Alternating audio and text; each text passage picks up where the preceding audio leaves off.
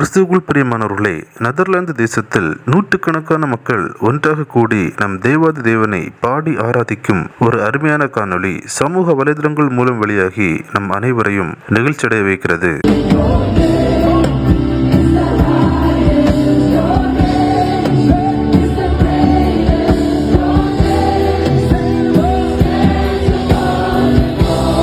இந்த காட்சிகள் பார்ப்பதற்கு மிக சந்தோஷமாக அமைந்துள்ளது.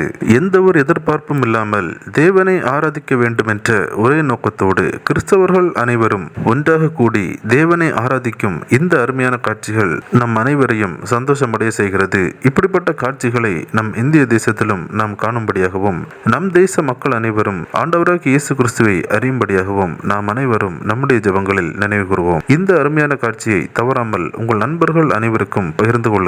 நம் தேவனுடைய நாமம் மகிமையடையட்டும்.